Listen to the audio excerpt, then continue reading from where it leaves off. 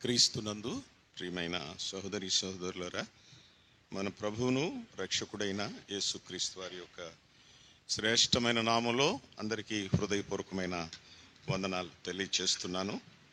స్థానిక Shalem Christian assembly ఏర్పాటు చేసిన ఈ కూడికల్లో నేను కూడా దేవుని వాక్యాన్ని అందించడానికి పెద్దలు, పరిచారకులు, ప్రియులు ప్రేమించి నన్ను ఆహ్వానించినందుకు వారికి కూడా కృతజ్ఞతలు తెలియజేస్తూ ఉన్నాను. తమ్ముడు సుధాకర్ బాబు మాట్లాడుతూ 3 బాబుల్ని వేశారు. అందరిలో చిన్నోడిని నేనే అన్నాడు ఆయన. అందరిలో పెద్దోడిని నేనని చెప్పడానికి సంతోషిస్తున్నాను. అంచేత మధ్యముడు మధ్యలో ఉన్నాడు. నిన్నంతా మీరు దేవుని వాక్యాన్ని విన్నారు. ప్రభు శ్రేష్ఠులైన దైవభక్తులతో కలిసి దేవుని వాక్యాన్ని అందించడానికి ప్రభు నాకు ఇచ్చిన మంచి అవకాశం కొరకు కూడా నేను దేవునికి కృతజ్ఞతలు తెలియచేస్తున్నా. చాలా సంవత్సరాల క్రితం నేను పాత నిబంధన గ్రంథ పరిచయం అని ఓ పుస్తకం రాశాను.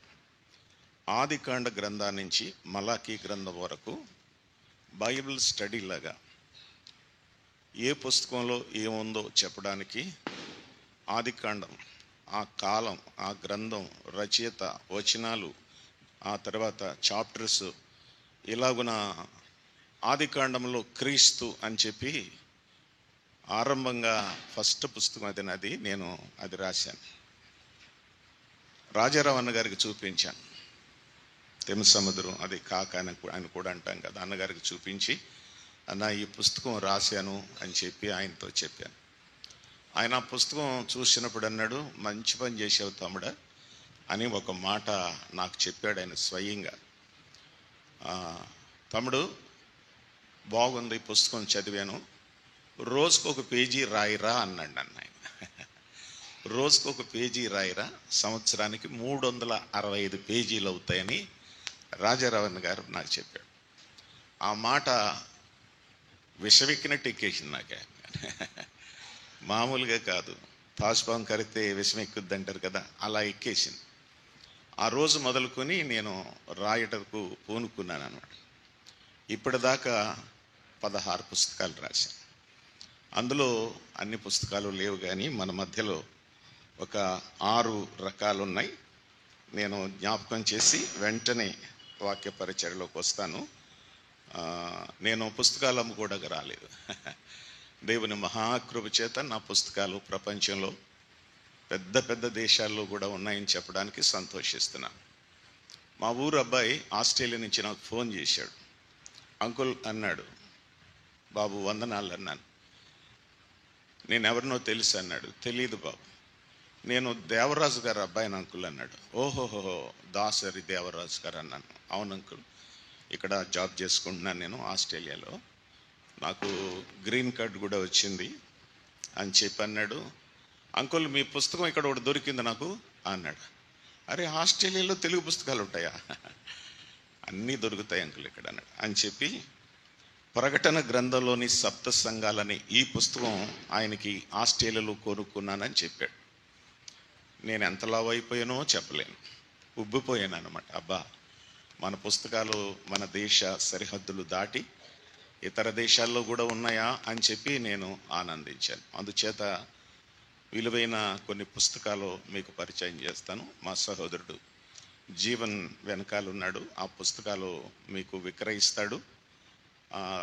కొనుక్కొని చదవాలని నేను జ్ఞాపకం చేస్తున్నాను. కొంతమంది మా వాడు చెప్తాడు, పుస్తకాల దగ్గరకు వస్తారు సార్, ఇలా చూస్తారు సార్, ఇలా చూస్తారు సార్, ఇలా చూస్తారు సార్, మధ్యలో ఇలా కూడా చూస్తారు సార్. నేను అంటున్నాను, అలా చూస్తే మీకేం తెలియదు, పుస్తకం చదివితే దాని టేస్ట్ తెలుస్తుంది. అని చేత పుస్తకాలు తీసుకోండి. ప్రకటన గ్రంథంలోని 7 సంఘాలు మీకు తెలుసా? ఇప్పటికీ 10,000 పుస్తకాలు అమ్మాయి. 5 సార్లు ప్రింట్ చేశారు ఈ పుస్తకం జీవన్ జ్యోతి వారు, మా సంఘం. అది 5 సార్లు ప్రింట్ చేశారు. ప్రింట్కి వచ్చి 2,000 వేస్తారు, అంటే 10,000 పుస్తకాలు అమ్మాయి. చాలా విలువైనది, అందుచేత మీరు చదువుకోవాలని కోరుతున్నాను. దుర్బోధలు అనే ఒక పుస్తకం ఉంది. మన సంఘాలు మనం ఎలా కాపాడుకోవాలి, చాలా ప్రాముఖ్యమైన సంగతి. కొత్తగా ఆత్మలు సంపాదించకపోయినా కొంపేమీ మునిగిపోలేదు. మన సంఘంలోంచి చెదిరిపోకుండా వాక్య సత్యాన్ని మనం చెప్పుకుంటూ ఇతర బోధలు కూడా నెలకు ఒకసారైనా చెప్పాలి. వాళ్ళ గురించి జాగ్రత్త అని. అలాంటి ఇందులో దాదాపుగా 22 అంశాలు రాసినట్టు నాకు జ్ఞాపకం ఉంది. కనుక ఈ పుస్తకం కూడా మీకు లభ్యమవుతుంది. మీరు చదవండి, ఇతరుల చేత చదివించండి, మీరు దీవించబడాలి. యెహోవా సాక్షులు, సెవెంత్ డే అడ్వెంటిస్టులు, మోర్మన్స్, బ్రెన్హమిజం, పరలోకపు తల్లి, సాతాను సంఘం, దుర్బోధకులను ఎలా గుర్తించాలి, వెలుగుదూత, విశ్వరూపం. మీరు అభిషేకం పొందారా అని అడుగుతున్నారు లోకంలో అందరూ మనల్ని. అసలు అభిషేకం అంటే ఆడికి ఏం అర్థమైందో నాకు తెలియలేదు. బైబిల్ ఏం చెప్పింది? అభిషేకం అంటే ఎవరో పెద్ద ఆయన మన నెత్తి మీద నీళ్ళు వేయటం, నూనె వేయటం కాదు.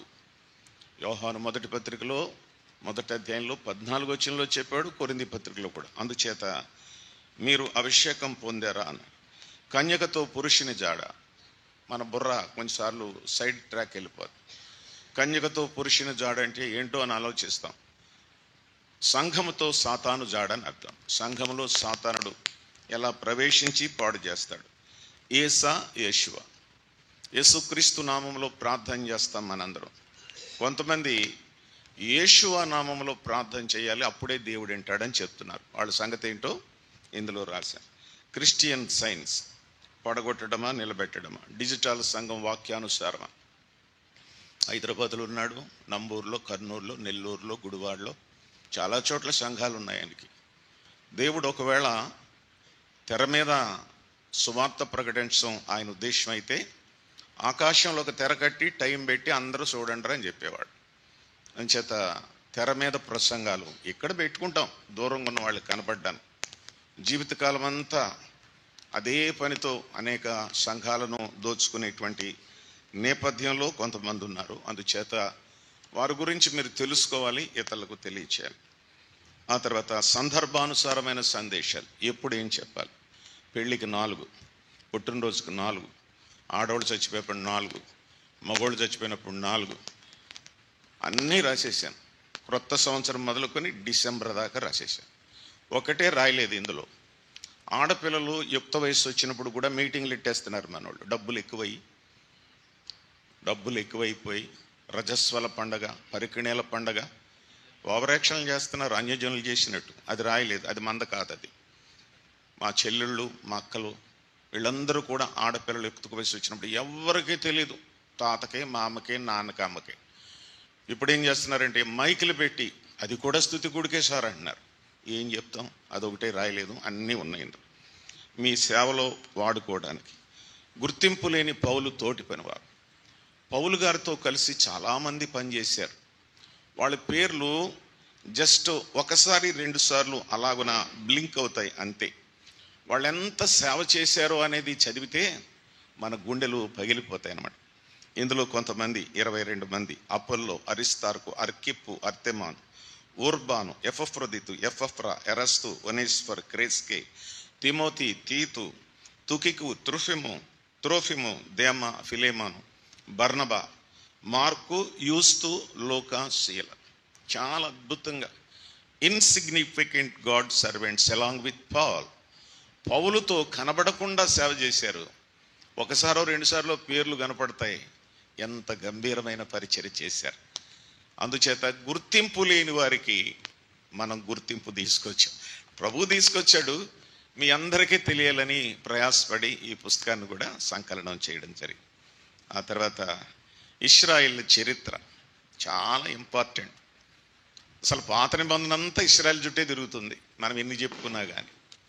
అర్థమైందా? వారి గురించి చాలా ప్రయాసపడి కరోనా కాలంలో కూర్చుని చాలా విషయాలు రాయడానికి కూడా ప్రభు సహాయం చేశాడు. అందుచేత వాక్యపు వెలుగులో ఇశ్రాయేల్ భవిష్యత్తు, ఇశ్రాయేల్ యొక్క దేశం యొక్క సంగతులు, క్యాంప్ డేవిడ్, పాలస్తీనా ఉద్యమం, మొసాద్, ఇశ్రాయేల్ గూఢాచార్య పరిస్థితి, నిన్న మొన్న జరిగిన ఇశ్రాయేల్ గాజా సంఘర్షణ, ఇలాగున చాలా సంగతులు, దాదాపుగా 20 సంగతులు ఇందులో రాశాను. అంచేత ఈ పుస్తకం కొనుక్కోవాలి. ప్రపంచంలో అందరికీ కూడా ఇద్దరంటే ఇష్టం ఉండదు. ఇశ్రాయేల్ అంటే ఎవ్వరికి ఇష్టం ఉండదు. ఈటీవీ, ఆ టీవీ, ఇంకో టీవీ, మనకు ఎన్ని ఛానల్స్ ఉన్నాయి, అన్ని ఛానల్స్ మీరు చూడండి, అందరు ఇశ్రాయేల్ గురించి చెడ్డగా చెప్తారు. పాలస్తీన్లను చంపేస్తున్నారు, అంతమందిని ఇంతమందిని చాలా దరిద్రంగా మాట్లాడతారు. నేను వాళ్ళందరికీ వ్యతిరేకంగా రాశాను ఈ పుస్తకాన్ని. వాళ్ళకి ఏం తెలుసు? వాళ్ళకి బైబిల్ తెలియదు. చరిత్ర చూసి రాస్తారు, నేను బైబిల్లోంచి రాశాను. ఇశ్రాయేల్ అన్న ఇష్టం ఉండదు, క్రైస్తవులన్నా ఇష్టం ఉండదు ఈ దేశంలో ఎక్కడన్నా కానీ.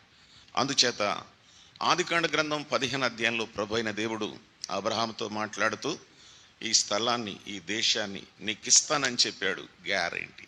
అర్థమైందా? అందుచేత చాలా విలువైన పుస్తకం.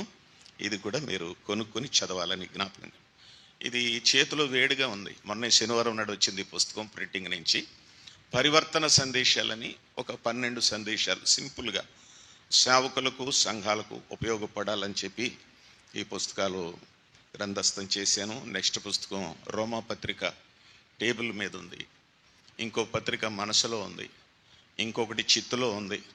కనుక సమయాన్ని పోనీయకోకుండా ఒక్క 2 నిమిషాలు టైం ఉన్నా కానీ ఏదోటి మనం లేకపోయినా క్రైస్తవ సంఘాలకు ఉపయోగపడాలనేటువంటి తాత్పర్యం చేత ఈ రచన వ్యాసంగాన్ని కొనసాగిస్తున్నాం. నేను ఇంకా ఆఖరి వరకు మళ్ళా చెప్పను, నేను వీటి గురించి మాట్లాడను. అందుచేత ఈ పుస్తకాలు మీరు కొనుక్కొని చదవాలని చెప్పి కూడా నేను మనవి చేస్తున్నా. చాలా సంతోషం, పౌలన్న గారిని చూడడం నాకు చాలా సంతోషంగా ఉంది. మేమిద్దరం తిరిగి దాదాపుగా 10 ఏళ్ళు కలిసి పరిచర్య చేశాం. ఎక్కడ పడితే అక్కడ పొయ్యూరు ఇమ్మానుయేల్ గారు, న్యూటన్ బాబు గారు, పౌలు గారు, అంతే. ఇమ్మానుయేల్ గారు మహా తెలివి కలిగిన దైవజనుడు అనమాట. ఆయన 3 రోజులు ఉంటానంటే అడుగుతుందే, తమాషాగా చెప్తున్నాను. ఒకరోజే ఉండి వెళ్ళిపోతాడు, ఇంకో మీటింగ్లు ఉంటాయి. అందుకని పౌలన్న నేస్తాడనమాట. పౌలన్న నేనైతే ఆఖరి దాకా ఉంటాం మేము. అంటే పని ఉండి వెళ్ళిపోతే అది వేరే సంగతులండి. అందుచేత అన్నగారిని చూడడం కూడా చాలా సంతోషం. స్థానిక సంఘం నాకు ఇచ్చినటువంటి ఈ అవకాశాన్ని బట్టి మరోసారి వారికి ధన్యవాదాలు తెలియచేస్తూ, ఈ మధ్యాహ్న కాల సమయంలో మనం ఆదికాండ గ్రంథం 2వ అధ్యాయం, ఆదికాండ గ్రంథం 2వ అధ్యాయం కొన్ని వచనాలు నేను చదువుతాను, ఆ తర్వాత ప్రార్థన చేస్తాను. కొంతసేపు మనము దేవుని వాక్యాన్ని ధ్యానం చేద్దాం. ఆదికాండ గ్రంథం 2వ అధ్యాయం 8వ వచనం నుండి 17వ వచనం వరకు స్పీడ్గా నేనే చదువుతాను. దేవుడైన యెహోవా తూర్పున ఏదెనులో ఒక తోట వేసి తాను నిర్మించిన నరుని దానిలో ఉంచెను. మరియు దేవుడైన యెహోవా చూపునకు రమ్యమైనదియు ఆహారమునకు మంచిదినైన ప్రతి వృక్షమును ఆ తోట మధ్యన జీవ వృక్షమును మంచి చెడ్డలు తెలివినిచ్చు వృక్షమును నేల నుండి మొలిపించెను. మరియు ఆ తోటను తడుపుటకు ఏదెనులో నుండి ఒక నది బయలుదేరి అక్కడ నుండి చీలిపోయి 4 శాఖలాయి. మొదటి దాని పేరు పీషోను, రెండవది అది హవీలా దేశమంతటా చుట్టూ పారుచున్నది. అక్కడ బంగారం ఉన్నది, ఆ దేశ బంగారము శ్రేష్టమైనది. అక్కడ బోళమును గోమేధకములను దొరుకును. రెండవ నది పేరు గిహోను, అది కూషు దేశమంతటి చుట్టూ పారుచున్నది. మూడవ నది పేరు హిద్దెకెలు, అది అషూరు తూర్పు వైపున పారుచున్నది. 4వ నది యూఫ్రటీసు. మరియు దేవుడైన యెహోవా నరును తీసుకుని ఏదైనా తోటలో సేద్యపరచుటకును దాని కాచుటకును దానిలో ఉంచాను. మరియు దేవుడైన యెహోవా ఈ తోటలోనున్న ప్రతి వృక్ష ఫలములను నీవు నిరభ్యంతరముగా తినవచ్చును, అయితే మంచి చెడ్డలు తెలివినిచ్చు వృక్ష ఫలమును తినకూడదు. నీవు వాటిని తినుదినమున నిశ్చయముగా చచ్చెదవని నరునికి ఆజ్ఞాపించాను. ప్రార్థన చేసుకో. కరుణా సంపన్నుడు అయిన మా ప్రియ పరలోకపు తండ్రి, వందనాలు, స్తోత్రాలు ప్రభువా. నీ ప్రియకుమారుడు మా రక్షకుడైన యేసుక్రీస్తు వారిని బట్టి మీకు ఎన్నో స్తుతులు, స్తోత్రాలు, వందనాలు తెలియచేస్తున్నాం. మాకు అనుగ్రహించిన గొప్ప రక్షణ కొరకు నీకు వందనాలు. మంగళగిరిలో మీ స్వరక్తమిచ్చి సంపాదించిన షాలెం సంఘం కొరకు వందనాలు. నిన్న ఉదయం ఆరంభించిన ఈ కూడికల్లో నిన్న మీ దాసులు, ప్రియ సేవకులు, సోదరుడు నాయన రెనాల్డ్స్ బాబు గారిని బలపరిచి మీరు వాడుకున్నారు. అదేవిధంగా సుధాకర్ బాబు గారిని వాడుకున్నారు. యోగ్యులైన మీ సేవకులతో నేను కూడా కలిసి పరిచయం చేయడానికి ఇచ్చిన అవకాశం కొరకు వందనాలు.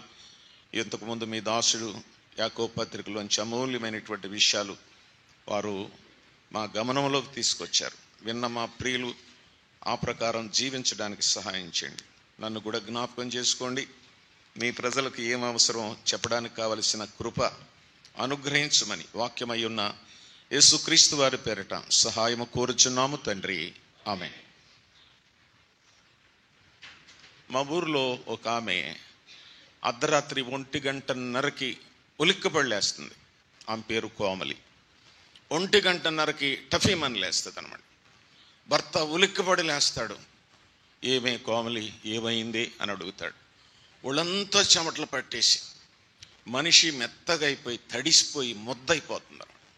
అలాగున ఒకరోజు కాదు, 2 రోజులు కాదు, దాదాపు నెల రోజులు రోజు ఇదే తతంగం. రాత్రి 1:30కి మంచి నిద్రలో ఉండగా భర్త అల్లోపతి డాక్టర్ గారి దగ్గరికి తీసుకెళ్ళాడు. అంటే ఇంగ్లీష్ డాక్టర్ గారి దగ్గర. వారు టెస్టులన్నీ చేసి ఎవ్రీథింగ్ ఈజ్ నార్మల్, అంతా బాగుందయ్యా, టెన్షన్ ఏదో ఉండుంటుంది, అందుచేత నిద్ర బిళ్ళలు ఇస్తాను, రాత్రి పడుకునే ముందు వెయ్యండి, అన్నిటికంటే చాలా తక్కువ డోసు ఇస్తాను, ఈమె వ్యాధి ఏమీ లేదని చెప్పి బిళ్ళలు ఇచ్చాడు. 4 రోజులు వాడిందామా. వాడిన తర్వాత ఇంకా అలాగే ఉంది, రోజు అదే గొడవ. మళ్ళా తీసుకెళ్ళాడు, డోస్ పెంచుతానన్నాడు, పెంచాడు, అలాగే ఉంది. సరే, వాళ్ళు ప్రభువుని నమ్ముకున్న వాళ్ళు కాదు. భర్త అడిగాడు, ఏంటి అసలు నీ గొడవ ఏంటో చెప్పే, రోజు ఇలాగే నువ్వు మధ్యరాత్రి కాళ్ళు లేచి నిద్ర లేకుండా చేస్తున్నావు అని అంటే ఆమె ఎలా చెప్పింది, ఏమండి కరెక్ట్గా అదే టైంలో ఒక ఆయన నా దగ్గరకు వస్తున్నాడు. నా దగ్గరకు వచ్చి నా దగ్గరకు రండి, మా దగ్గరకు రండి, నా దగ్గరకు రండి అంటున్నాడంట. అనేటప్పటికి చాలా హైట్ ఉంటాడండి, వెయిట్ ఉంటాడండి అని చెప్పి చెప్తున్నాడు. ఆయన 2 భూత వైద్యుల దగ్గరికి తీసుకెళ్ళాడు. ఏంటి నా భార్యకి సమస్య అని చెప్పి వాళ్ళు కూడా ఏవో చెప్పారు. నల్లకోడి పెట్ట, నక్షత్రం, చాప, పసుపు, కుంకుమ అవన్నీ అడుగుతారు కదా, అవన్నీ తీసుకొచ్చారు. ఏం తగ్గలేదు. మళ్ళా వెళ్ళాడు, సార్ ఏం తగ్గలేదు సార్, సేమ్ ఎలా ఉందంటే అప్పుడు 2 కూడా ఆలోచించి, అమ్మా నీకు అసలు ఏం జరుగుతుందో చెప్పంటే చెప్పింది. సార్ ఒక ఆయన ఉంటాడు, చాలా హైట్ ఉంటాడు, మంచి పర్సనాలిటీ, అంతా బోడుగుండు సార్, ఒక్క వెంట్రుక కూడా ఉండదంటే. వాళ్ళు అన్నారు, ఎవరో కాదమ్మా, లలిత జ్యువెలరీ కిరణ్ కుమార్ రెడ్డి అన్నారంట. మీకు అర్థమైందా? లలిత జ్యువెలరీ ఆయన ప్రారంభికుడు కిరణ్ కుమార్ రెడ్డి. ఆయన ఏమంటాడో మీకు తెలుసు కదా, డబ్బులు ఎవరికి, అయ్యి బాబోయ్ మీకు తెలియదు ఏమన్నా ఉంటుందా, డబ్బులు ఎవరికి ఊరికేరావు. వాళ్ళు అన్నారట, కళలు కూడా ఎవరికి ఊరికేరావు. ఈమెకి రాత్రిపూట ఇలా జరగకుండా ఉండాలంటే లలిత జ్యువెలరీ దగ్గరికి వెళ్ళి కావలసిన వస్తువులన్నీ కొనిపెట్టేయండి సార్, ఇంక పేడంతా వెడగరైపోద్ది అన్నారంట. నేను ఊరికే మీరు లైవ్లోకి వస్తారని ఇలా చెప్పి, మనం చదువుకున్న అంశంలో ఏదైనా తోటను గురించినటువంటి విషయాలు ఆత్మదేవుడు స్పష్టంగా రాయించాడు. నేను వీటన్నిటినీ కూడా సంఘానికి అప్లై చేస్తూ కొంచెం వేరే విధానంలో మీతో షేర్ చేసుకోవాలని చెప్పి నేను ఆశపడతా ఉన్నాను. మనకు తెలుసు ఈ సంగతి, ఇందులో కొన్ని ప్రత్యేకమైన సంగతి. నేను మరలా 3 వచనాలు చదువుతాను. 2:8 చదువుతున్నాను. దేవుడైన యెహోవా తూర్పున ఏదెనులో తోట వేసి తాను నిర్మించిన నరుని దానిలో ఉంచెను అని 1 వచనంలో 2 వచనంలో చూస్తాం. 10వ వచనంలో ఇలాగుంది, 8వ వచనం ఉంది. 10లో ఆ తోటను తడుపుటకు ఏదేనులో నుండి ఒక నది బయలుదేరి అక్కడ నుండి చీలిపోయి 4 శాఖలాయెను. అది 2వ భాగం. 3వ భాగం 16, 17 వచనాలు. మరియు దేవుడైన యెహోవా ఈ తోటలోనున్న ప్రతి వృక్ష ఫలములను నిరభ్యంతరంగా తినవచ్చు, అయితే మంచి చెడ్డలు తెలివినిచ్చు వృక్ష ఫలములను తినకూడదు, నీవు వాటిని తిను దినమున నిశ్చయముగా చచ్చెదవని నరునికి ఆజ్ఞాపించు. ఎన్నిసార్లు చదువుంటాం ఈ వచనాలు. ఆదికాండం దగ్గర ప్రారంభిస్తాం చాలాసార్లు, కొంత దాకా వెళుతుంది కొంతమందికి, ఆ తర్వాత మరలా ఆగిపోతుంది. ఎక్కడో ప్రసంగంలో దేవుని సేవకుడు హెచ్చరిస్తాడు, మరలా మొదలుకు వస్తాం, మరలా కొంత చదువుతాం, మరలా మర్చిపోతాం. ఇలాగ ప్రారంభించి చదివి మానేసిన వాళ్ళు జాబితా చాలా ఎక్కువ ఉంటుంది. కొంతమంది కంటిన్యూ చేస్తారు, చాలా సంతోషం, కంటిన్యూ చేసి చదవాల్సిందే దేవుని యొక్క వాక్యం. ఆదికాండ గ్రంథానికి ముందు బైబిల్ పండితులు ఎలా చెప్పారు, యోబు గ్రంథం ఉండాలని చెప్పారు. లెక్క ప్రకారం యోబు గ్రంథం ముందు ఉండాలి, తర్వాత గ్రంథాలు ఉండాలి. ఎందుకని ఉండాలంటే దేవుడు కుటుంబాల పట్ల ఎంత శ్రద్ధ కలిగి ఉన్నాడో ఆ విషయాన్ని చెప్పడానికి యోబు గ్రంథాన్ని పెట్టాడని బైబిల్ పండితులు చెప్పారు. ఊజు దేశమందు యోబు అని ఒక భక్తుడు ఉన్నాడు, యథార్థవంతుడు, నీతిమంతుడు, చాలా విషయాలు మాట్లాడుతూ అతనికి 7 కుమారులు, 3 కుమార్తెలు, వెరసి 10 అని ఉంటుంది కదా. ఫ్యామిలీతో స్టార్ట్ చేశాడు ఆయన, కుటుంబంతో ఆరంభించాడు. ఎందుకో పండితులు మధ్యలో పెట్టారు, కానీ ఆది కాండం కంటే ముందు యోబు గ్రంథం అని చెప్పి పండితులు అందరూ చెప్తున్నారు. ఆది కాండంలోనే ప్రభు అయిన దేవుడు సంఘాన్ని గురించి రాశాడని నాకు అర్థమైంది, మీకు అర్థమయ్యేలాగా చెప్పాలని నా ఆశ. ఆది కాండంలోనే సంఘాన్ని గురించి ఆయన రాశాడు. నెంబర్ 1 ఒక 4 పాయింట్లు చెప్తాను. తోట వేసింది ఎవరు? దేవుడే. తోట వేసింది దేవుడే, సంఘాన్ని నిర్మించింది కూడా దేవుడే. అది పాయింట్. తోట వేసింది దేవుడే, సంఘ నిర్మాణం కూడా దేవుడే. మొట్టమొదట సంఘం అనే మాట మత్తయి సువార్త 16 అధ్యాయం 18 వచనంలో ప్రభు అయిన దేవుడు, ప్రభు అయిన యేసుక్రీస్తు వారు పేతురుతో మాట్లాడారు. 18 మరియు నువ్వు పేతురువు, ఈ బండ మీద నా సంఘమును కట్టుదును. సో సంఘాన్ని కట్టింది దేవుడు, తోటను నాటింది కూడా దేవుడే. మనం ఇలాగంటాం, మీ మందిరం చాలా బాగుంది, ఫలానా వారు కట్టారండి, ఫలానా వారు స్థలం ఇచ్చారండి, ఇంతమంది దాతలు ఉన్నారండి అని చెప్పుకుంటాం. మంచిదే, తప్పేముంది అందులో. వారు సహాయం చేశారు కనుక వారి పేర్లు అప్పుడప్పుడు మనం జ్ఞాపకం చేసుకుంటాం. మందిరాన్ని కట్టారు వాళ్ళు, సంఘాన్ని కట్టలేదు. సంఘం వేరు, మందిరం వేరు, మనకు తెలుసు. నేను అంత వివరంగా ఏం చెప్పక్కలేదు. మందిరం అంటే మనుషులు కట్టేది, సంఘం అంటే దేవుడు కట్టేది. సంఘాన్ని దేవుడు కట్టాడు. ఎలా కట్టాడు? అపోస్తల కార్యాలు 20:28 దేవుడు తన స్వరక్తమిచ్చి సంపాదించిన సంఘమును కట్టుట. ఎంత బాగుంటుంది. దాన్ని కాయుటకు పరిశుద్ధాత్ముడు దేని మీద మిమ్మల్ని అధ్యక్షులుగా నియమించానో ఆ యావత్తు మందను గురించి జాగ్రత్తగా ఉండండి అని అక్కడ కూలంకషంగా చెప్పాడు. అందుచేత నేనేమంటున్నానంటే సంఘాన్ని కట్టింది దేవుడే. మనుషులు సహాయం చేస్తారు, మనం కేవలం ప్రతినిధులు మాత్రమే, కేవలం మనము పాత్రలు మాత్రమే. ఇంత పెద్ద సంఘం కట్టడానికి మన వంతు బాధ్యత, మందిరం కట్టడానికి మన వంతు బాధ్యత మనం చేసాం.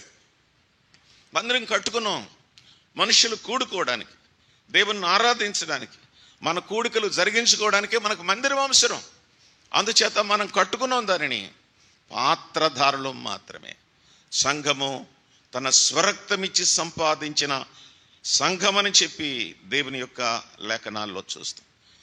తోట వేయాలన్న నిర్ణయం దేవునిదే ఆదికాండ గ్రంథంలో, సంఘం కట్టాలన్న నిర్ణయం దేవునిదే. తోట ఆయనదే, సంఘం ఆయనదే, నిర్మాణకుడు ఆయనే, సంఘ నిర్మాణకుడు కూడా ఆయనే అనే విషయాన్ని దేవుని యొక్క వాక్యంలో మనం. అందుచేత సంఘం నేను కట్టాను, మా నాన్న కట్టాడు, మా పెద్దలు కట్టారు, వాళ్ళు కట్టారు కాదు, వాళ్ళు మందిరం కట్టారు అంతే. మళ్ళా చెప్తాను, మందిరం అంటే మనుషులు ఉండేది, సంఘం అంటే విశ్వాసుల సమూహం, ఎక్లేషియా అన్నారు. ఎక్లేషియా అన్నారు గ్రీకు భాషలో, బయటకు పిలువబడినటువంటి వారు. పేతురు 1 పత్రిక 2 అధ్యాయంలో చీకటిలో నుండి ఆశ్చర్యకరమైన తన వెలుగులోనికి పిలిచిన వానికి గుణాతిశయంలో ప్రచురం చేయనిమిత్తము రాజులైన యాజక సమూహం, సొత్తైన దేవుని ప్రజలు అని చెప్పి ప్రభు మనకు పేరు పెట్టాడు.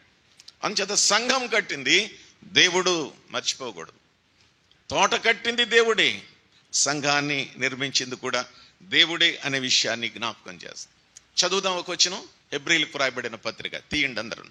హెబ్రీలకు రాయబడిన పత్రిక 1వ అధ్యాయం 2వ వచనం నుంచి నేను చదువుతున్నాను చూడండి. హెబ్రీలకు రాయబడిన పత్రిక 1వ అధ్యాయం 2వ వచనం.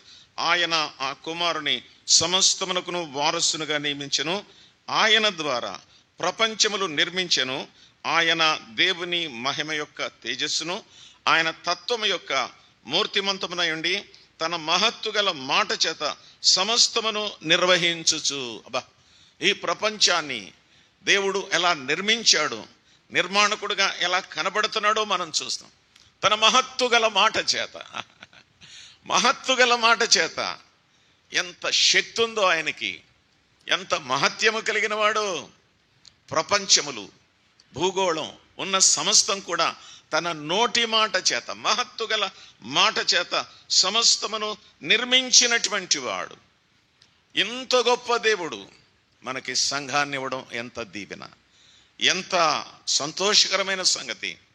సంఘాన్ని ప్రభువే కట్టాడు, ఆయన రక్తాన్ని కార్చాడు. మనమేమంటున్నాం? అన్నయ్య చెమటోడిచి కట్టామని అంటున్నారు. నిజమే, మనం చెమటోడిచి కట్టిన మాట నిజమే. కానీ యేసుప్రభు వారు రక్తం ఓర్చాడు, రక్తాన్ని కార్చాడు. సోదరులారా, సంఘం అంటే తూతు మంత్రం కాదు. కొంతమందికి అసలు అర్థం కాలేదు ఇప్పటికి. ఇంకా ఎన్ని సంవత్సరాలు అయిపోయినా, ఎన్ని సంవత్సరాలుగా దేవుని మందిరానికి వస్తున్నా సరే సంఘం అనే కాన్సెప్ట్ ఇంకా అర్థం కాలేదంతే. ఏదో రావడం వెళ్ళడమే తప్ప క్రీస్తు రక్త ద్వారా కలిగిందనేటువంటి ఆలోచన రాలేదు. కొంతమంది పెద్దలు కూడా ఈ మాట చెప్తారు కానీ వాళ్ళకి కూడా అర్థం కాలేదు. ఊరికి మాట వరకు చెప్తారు కానీ మనసులో మేం కట్టాం. యేసు ప్రభు రక్తం కార్చాడు. తోట నిర్మాణకుడు దేవుడు, సంఘ నిర్మాణకుడు దేవుడే. అంతే, అర్థమైందా? ఆయన రక్త ద్వారా మనకు ప్రవేశం కలిగింది. మనం ఇక్కడికి రాగలిగామంటే, ఆయన పాద సన్నిధిలో మనం కూర్చోగలిగామంటే ఆయన రక్తం ద్వారా. చేతుల్లో రక్తం, పాదాల్లో రక్తం, ముండ్ల కిరీటం ద్వారా రక్తం, బళ్ళె పోటుతో పొడిచినప్పుడు రక్తం. ఆ రక్తం యెరూషలేము వీధులలో పారిందని అనేక సార్లు ఆరాధనలో మనం ప్రభుని స్తుతిస్తాం. ఆయన రక్తం యెరూషలేము వీధులలో పారింది. కాబట్టి దేవుడు మనల్ని సంఘంలో ఉంచాడు. మనం అతిశయించడానికి వీల్లేదు. ఇది ప్రభుదిది, ఇది ప్రభు యొక్క స్వాస్థ్యం. తన రక్తం ద్వారా ఆయన దీన్ని కన్నాడు. నేను చేశాను, మేము చేశాం, మేము సహకరించాం, ఇవన్నీ ఊరికే అవసరమే కానీ కట్టింది మాత్రం దేవుడే.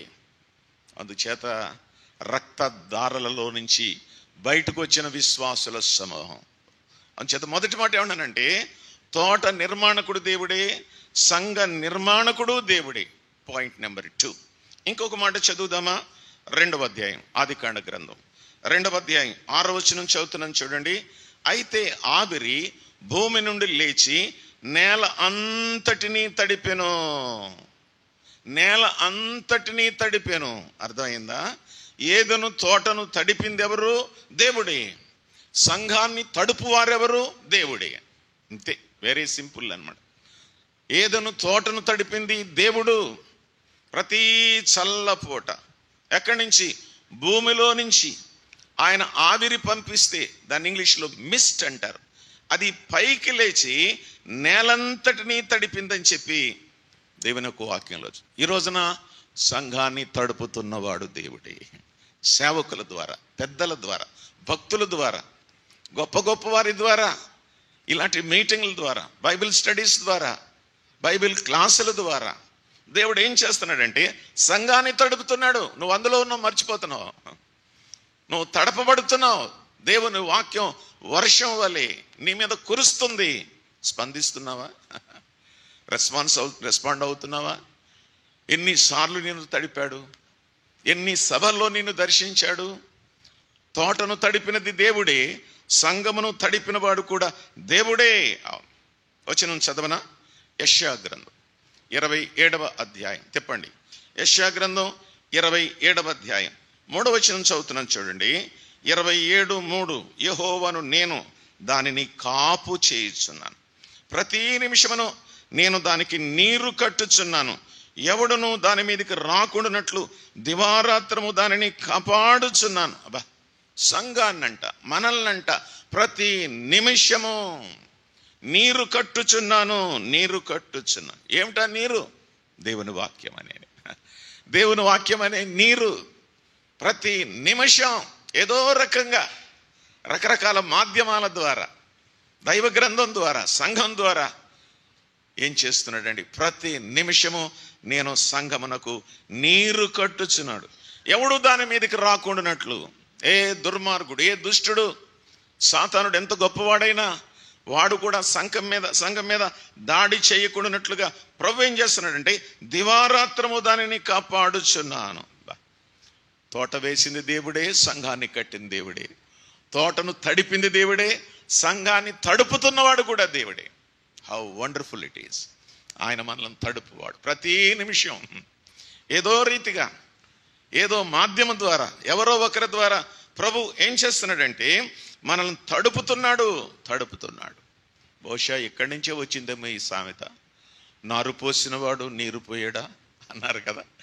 చిన్నప్పుడు చూసి కాపిల్లు రాశాం కదా మనం. నారు పోసినవాడు నీరు పోయాడా? ఎందుకు పోయాడు? నారు పోసినవాడు ఆయనే, ఆ నారుకు నీరు పోసేవాడు కూడా ఆయనే. మనల్ని తడుపుతున్నాడు. ప్రతిరోజు ఆయన మనలను తడుపుతున్నాడు. ఆయన నీరు పోయడం ఎప్పుడు ఆపడు. మీరు ఆదికాండ గ్రంథం మొదటి 3 అధ్యాయాలు చదువు, ఏ రోజున కూడా ఆయన ఆపినట్టుగా మనకు కనపడదు. అందుచేత నారు పోసిన వాడే మనకు నీరు కూడా పోస్తున్నాడు, తడుపుతాడు. వాక్యం చేత ముద్ద చేస్తాడు. కొన్నిసార్లు విన్నాను, అడిగి తెలుసుకున్నాను. నిన్న దేవుని వాక్యం చేత ముద్దయ్యారని నేను విన్నాను. ఇప్పుడు కూడా నాకు ముందు మాట్లాడిన దేవుని సేవకుడు వాక్యంతో మనల్ని తడిపాడు. మనము తడపబడాలి. దేవా, నన్ను తడుపు నాయన, నన్ను బాగా ముంచు నాయన, నన్ను బాగా సరిచేయనైనా, వర్షం కురిసినట్లుగా నీ వాక్యం నా హృదయంలో కుమ్మరించు నాయన, నేను సరి చేసుకుంటాను, నేను బాగు చేసుకుంటానని దేవుని సందులో అడగడానికే ఈ కోడికలు. అందుచేత నారు పోసినవాడు. అపోస్తుడైన పౌలు కొరింథీ మొదటి పత్రిక 3వ అధ్యాయంలో ఒక మాట చెప్పాడు, 6వ వచనంలో.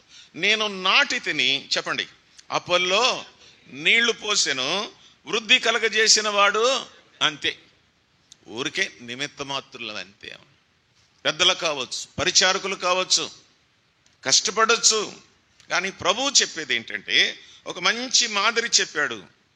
గొప్ప వక్త, గొప్ప బోధకుడు, 14 పుస్తకాలు రాసినటువంటి పౌలు గారు, సంఘాలు కట్టినవాడు, ఎన్నో ఇబ్బందులు ఎదుర్కొన్నటువంటి వాడు, దేవుని యొక్క వాక్యాన్ని గురించి మాట్లాడుతూ, నేను నాటితిని, అపొల్లో నీళ్లు పోసెను, వృద్ధి కలగజేసిన వాడు దేవుడే. అపొల్లో ఎవడు? పౌలెవడు?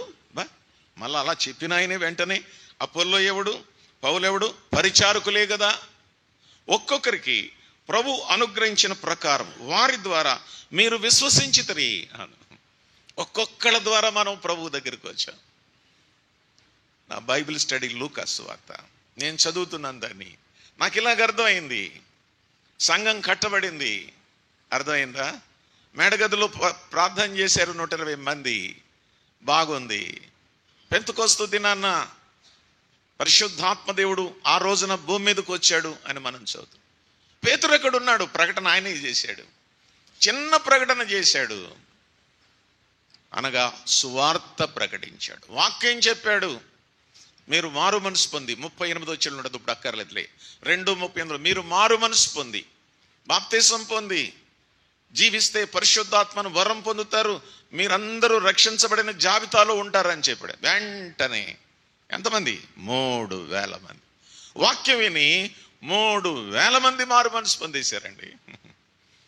3,000 మంది మారు మనసు పొందారు. వారు విన్నారు, వారు నేర్చుకున్నారు, నేర్చుకున్న దాన్ని అమలులో పెట్టారు. వారు కూడా స్వార్థ ప్రకటించడం మొదలుపెట్టారు. ఎంత అద్భుతం అంటే, విని రక్షించబడి వాళ్ళు ఎవరి గురించి చెప్పారు? క్రీస్తు గురించే చెప్పారు, వాక్యాన్ని ప్రకటించారు. 3,000 మంది ప్రభువుని నమ్ముకున్నారు. అద్భుతమైన సంగతి. వాళ్ళందరూ కూడా ప్రభువులో జాగ్రత్తగా ఎదుగుతూ వచ్చారు. First believers. వాళ్ళకి ఏం చేయాలి, అసలు ఏం చేత కాదు కూడా, వాట్ టు డూ, ఏం చెయ్యాలి, ఏం చేయకూడదు తెలియదు. కానీ వినినటువంటి సంగతులు అభ్యసించి నాటబడినట్లుగా వారు ఏం చేశారంటే దేవుని కొరకు జీవించడానికి తీర్మానం చేసుకున్నారు. అబ్బా, ఎంత అద్భుతంగా ఉంటుందో ఆ స్టడీ చదువుతూ ఉంటే. ఇక్కడ కూడా ఏంటంటే, నేను నాటితిని, అపొల్లో నీళ్లు పోసెను, వృద్ధి కలగ చేసిన వాడు దేవుడే. కాబట్టి నాటువానిలో నేను, ఆ తర్వాత నీళ్లు పోసిన వానిలో ఏమీ లేదు, దాన్ని వృద్ధిలోకి తీసుకొచ్చినటువంటి దేవుడే అనే విషయాన్ని ఆయన చెప్పాడు. దేవుడు మన సంఘాలని, మన బ్రదర్ అసెంబ్లీస్ని ఏం చేస్తున్నాడంటే వాక్యంతో పోషిస్తున్నాడు, తడిపేస్తున్నాడు. మీటింగుల్లో సేవకులను తీసుకొచ్చి వారికి వరాలు ఇచ్చి భూమి మీదకు పంపించి బోధించి, ఇలా చెప్పండి, ఇలా చెప్పండి, ఈ వచనాలు వాళ్ళకి మేలు కలుగుతాయని చెప్పి ప్రభు సేవకుల ద్వారా మనల్ని తడుపుతున్నాడని చెప్పి నేను జ్ఞాపకం చేస్తున్నాను. అర్థమైందా? మనం నీళ్లు తాగాలి. మనము తడపబడాలి. ఋతు గ్రంథం 2వ అధ్యాయం, ఋతు గ్రంథం 2వ అధ్యాయం 9వ వచనం చదువుతున్నాను. నా బైబిల్లో 221వ పేజీ. 221వ పేజీలో ఇలా చెప్పాడు బోయజ్, నీకు దాహమగునప్పుడు కొండల ఎద్దకు పోయి పనివారు చేదిన నీళ్లు త్రాగుమని చెప్పాను. ఎవరా పనివారు? అక్కడైతే బోయజ్ దగ్గర ఉన్న పనివాళ్ళు. ఇప్పుడెవరు? సేవకులే, పెద్దలే, పరిచారకులే, బోధకులే. ఎప్పుడు? నీకు దాహమగునప్పుడు కొండల యొద్దకు వెళ్ళి, నీకు దాహమగునప్పుడు కొండల యొద్దకు పోయి పనివారు చేదిన నీళ్లు త్రాగుమని చెప్పాను. ఎంత గొప్ప సంగతి! ఆ నీళ్లు తాగమ్మా, నీ దాహం తీరుతుంది. యోహాను సువార్త 4వ అధ్యాయానికి నేను వెళ్ళడం లేదు, కానీ ఆయన ఇలా అన్నాడు, నేనిచ్చు నీళ్లు ఎలా ఉంటాయన్నాడు, ఎప్పుడూ దప్పికొను. 8వ అధ్యాయంలో అది జీవపు బొగ్గు అని కూడా చెప్పాడు ఇంకో సందర్భం. అంచేత మనం దాహం తీర్చుకోవాలంటే ఏం చేయాలంటే దేవుని వాక్యం దగ్గర నీళ్లు తాగుతూ ఉండదు. నువ్వు కొండల యొద్దకు పోయి పనివారు చేదిన నీళ్లు. నేను సేవకులు ఏం చెప్పినా రాసుకుంటాను, లేకపోతే రాసుకోవడానికి అవకాశం లేకపోతే వాట్సాప్లో నేను దాన్ని అంతటి నోట్ చేసుకుంటాను. నేను మరలా వింటాను. అది ఏం కొత్త సంగతులు దొరుకుతాయి, దేవుడు ఎలా వాడుకున్నాడు, నేను మరలా వింటాను. నేను ఎందుకు చెప్తున్నానంటే మీలో చాలామంది రాస్తారు కానీ మూలనడేస్తారు. చేదుకొనుట, త్రాగుట, నువ్వు పనివారు చేదిన నీళ్లు తాగని చెప్పి ఋతుతోటి బోయజు చెప్పినట్లుగా మనం చూస్తాం. కీర్తనల గ్రంథం ఇంకొక వచనం చదువుదాం చూడండి. 104వ కీర్తన, 104వ కీర్తన 16వ వచనం ఎలా చెప్పాడో చూడండి. యెహోవా వృక్షములు తృప్తి పొందుచున్నవి, ఆయన నాటిన లెబానోను దేవదారు వృక్షములు తృప్తి పొందుచున్నవి. నా కాన్సెప్ట్ ఏంటో తెలుసా? మనల్ని ఎలా తడుపుతాడంటే బ్రదర్ సిస్టర్, తృప్తిగా తడుపుతాడు. తడపడం లేదా? వాస్తవం కాదా ఈ సంగతి? లెబానోను వృక్షములు తృప్తి పొందుచున్నవి. వృక్షాలంటే మనమే, అక్కడ విశ్వాసులమైన మనకే పేరు పెట్టాడు. అక్కడ తృప్తి పొందుచున్నవి, ఆయన నాటిన లెబానోను దేవదారు వృక్షములు తృప్తి పొందుచున్నవి. అబ్బా, ఎంత బాగా తడిపాడంటే తృప్తి పొందేటట్టుగా తడిపే దేవుడు, సంఘాన్ని తృప్తి పొందేటంతగా తడిపే దేవుడు. మన ప్రభువు మనల్ని తృప్తిపరిచేవాడు, ఆశగల ప్రాణాన్ని ఆశ తీర్చేటువంటి వాడని చెప్పుకున్నాం. ఎన్నో కష్టాల్లో, సమస్యల్లో ఆత్మీయంగా డొల్లతనము చేసి వెనకబడిపోయి దేవుని వాక్యం వినడానికి వచ్చినప్పుడు ఆయన మనల్ని ఏం చేస్తాడంటే తృప్తిగా మనతో మాట్లాడతాడు. మాట్లాడలేదా నీతో? ఎన్నోసార్లు మాట్లాడుతున్నాడు. తృప్తిపరిచే దేవుడని దైవ గ్రంథాల్లో మనం చూస్తాం. మనకు తెలుసులే, యేసుక్రీస్తు వారు లోకంలో ఉండగా, అర్థమైందా, నదీ తీరాన్న మీటింగ్ జరుగుతుంటుండగా ఎక్కడ వారు అక్కడికి వెళ్ళిపోయే పరిస్థితులు రాగా, మీరే వారికి ఆహారం పెట్టండి అని యేసు ప్రభు అనగా, అక్కడ లెక్కలు చెప్పేటువంటి ఆంధ్రయ్య గారు ఉన్నాడు. ఏంటి ప్రభువా, ఇక్కడ ఎంతమంది ఉన్నారు అనుకున్నారు, వీళ్ళకి ఏం సరిపోతాయి, 200 దేనారాలని ఏదో కామెంట్ చేశాడు. చిన్నపిల్లడి దగ్గర 5 రొట్టెలు 2 చేపలు ఉన్నాయి, అవి తీసుకొని ఇచ్చారు ఆయనకి. ప్రార్థన చేశాడు, స్తోత్రం చేశాడు. మనం భోజనాల దగ్గర కూడా ప్రార్థన చేస్తున్నాం. ఇంకెప్పుడు వస్తుందో? భోజనాల దగ్గర ప్రార్థన చేస్తారా, స్తోత్రం చెప్తారా? స్తోత్రం చెప్పాలి. అక్కడ ఈ ఆహారం ఇచ్చినందుకు నీకు స్తోత్రం అలా చెప్పాలి. కానీ మనం ఏం చేస్తున్నామంటే అక్కడ కూడా ప్రార్థనే చేస్తున్నాం. ఎక్కడ ప్రార్థన చేయాలో, ఎక్కడ స్తోత్రం చెప్పాలో వయసు పెరిగిపోతున్నా మనకు అర్థం కాలేదు. చిన్నపిల్లవాడి దగ్గర ఉన్నటువంటి పదార్థాలు తీసుకుని స్తోత్రము చేసి విరిచి వడ్డించగా మనకు తెలుసు 5,000 మంది. నా పాయింట్ ఏంటంటే తృప్తిగా తినినటువంటి వారు. ఆయన తృప్తిపరిచే దేవుడు. నాటినవాడు ఆయనే, తోటను సంఘాన్ని నాటినవాడు ఆయనే, సంఘాన్ని తడిపినవాడు ఆయనే, తృప్తిపరిచేవాడు ఆయనే. మనల్ని కూడా తోటను తృప్తిపరిచినట్లుగా మనల్ని కూడా తృప్తిపరిచేటువంటి దేవుడు. అందుచేత ఈ ఏదైనా తోట సంఘానికి సాదృశ్యంగా ఉందని చెప్పి నేను జ్ఞాపకం చేస్తున్నాను. ప్రభువు మనలను అలాగున తృప్తిపరిచేవాడు. ఇందాక 104వ కీర్తనలో లెబానోను వృక్షాలు అన్నాడు. సంఖ్యాకాండ గ్రంథం 24వ అధ్యాయం 6వ వచనం చదువుతాను. సంఖ్యాకాండ గ్రంథం 24వ అధ్యాయం 6వ వచనం. వాగుల వలె అవి వ్యాపించి ఉన్నవి, నదీ తీరమందలి తోటల వలెను యెహోవా నాటిన అగరు చెట్ల వలెను, నీళ్ల యొద్దనున్న దేవదారు వృక్షములను అవి ఉన్నవి. మన గురించి ఇదంతా వాగులులాగా చేస్తాడు, ప్రవహించేలాగా చేస్తాడు. నదీ తీరమునున్న చెట్లులాగా మన విశ్వాస జీవితాలను చేస్తాడు. యెహోవా నాటిన, యెహోవా మందిరములో నాటబడిన వారై అని చదువుతామా. యెహోవా మందిరములో నాటబడిన వారై, నాటిన అగరు చెట్ల వలె గుబాళింపులు, మంచి మంచి సువాసనలు ఇవన్నీ వచ్చేలాగున ఆయన మనలను దేవుని వాక్యంతో తడుపుతున్నాడని చెప్పి మనం అర్థం చేసుకో. తోటను తడిపినవాడు దేవుడే, సంఘాన్ని తడిపినవాడు కూడా దేవుడే. అంచేత రెండో సంగతి, మనల్ని ఆయన తడపడానికి సభలు ఏర్పాటు చేశాడని చెప్పి నేను మనవి చేస్తున్నాను. ఎఫెసీ పత్రిక 1:3 పరలోక సంబంధమైన ప్రతి ఆశీర్వాదం చేత, అది సంగతి, పరలోకములో ఆయన క్రీస్తునందు పరలోకములో ఆత్మ సంబంధమైన ప్రతి ఆశీర్వాదమును మనకు అనుగ్రహించాడు. దేవుని మందిరానికి వచ్చి దేవుని వాక్యాన్ని విని జాగ్రత్తగా దాన్ని రాసుకొని మరొకసారి మననం చేసుకుని ఇవన్నీ చేయడం ద్వారా మనకెంత ఆశీర్వాదం అంటే, పర సంబంధమైన ప్రతి ఆశీర్వాదం కూడా దేవుడు మనకి ఇచ్చాడనే విషయాన్ని మనం గుర్తించి ప్రభువుకి సమీపంగా జరగాలని రెండవదిగా జ్ఞాపకం చేస్తాం. నంబర్ 3, మూడో సంగతి చూద్దాం. ఆదికాండ గ్రంథం 2వ అధ్యాయం 16-17 వచనాలు చదువుతున్నాను. ఆదికాండ గ్రంథం 2వ అధ్యాయం 16-17 వచనాలు. మరియు దేవుడైన యెహోవా, ఈ తోటలోనున్న ప్రతి వృక్ష ఫలములను నీవు నిరభ్యంతరంగా తినవచ్చును, అయితే మంచి చెడ్డల తెలివినిచ్చు వృక్ష ఫలములను తినకూడదు. నీవు వాటిని తిను దినమున నిశ్చయముగా చచ్చెదవని నరునికి ఆజ్ఞాపించు. What does it mean? దీని అర్థం ఏంటో తెలుసా? నాకు ఇలాగ అర్థమైంది. ఏంటి అర్థమైందండి? తోటలో క్రమమును ఏర్పరిచిన వాడు దేవుడే. అది తోటలో క్రమం, ఏ తినాలి ఏ తినకూడదు. లేవియాకాండ గ్రంథం 11వ అధ్యాయంలో ఇశ్రాయేలుకు ప్రభువు చెప్పాడు, మీరు తినదగినవి ఏమనగా పక్షుల్లో, పురుగుల్లో, చేపల్లో, జంతువుల్లో, ఆకుల్లో, సమస్తంలో కూడా మీరు తినదగినవి ఏమనగా సోయండ్స్ అని చెప్పాడు. మీరు తినకూడనివి ఏమనగా అంటే ఒక క్రమం, ఒక డిసిప్లైన్. ఏదైనా తోటకు క్రమం ఉంది. తినే ఉన్నాయి, తినకూడని కూడా ఉన్నాయి.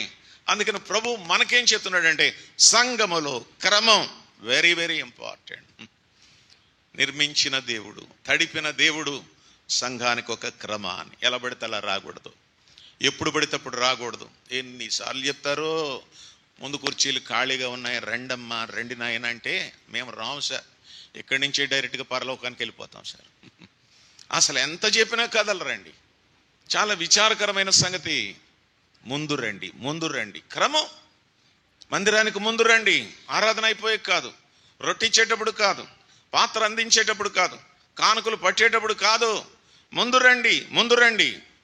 ఎప్పుడైనా శరీర సంబంధమైన బలహీనతలుండి ప్రభుత్వపరమైనటువంటి ఇబ్బందులుంటే దేవుడు క్షమిస్తాడు. వాడు ఏమీ లేకోకుండా ఆలస్యంగా దేవుని మందిరానికి రావడం ఎంత సిగ్గుకరం.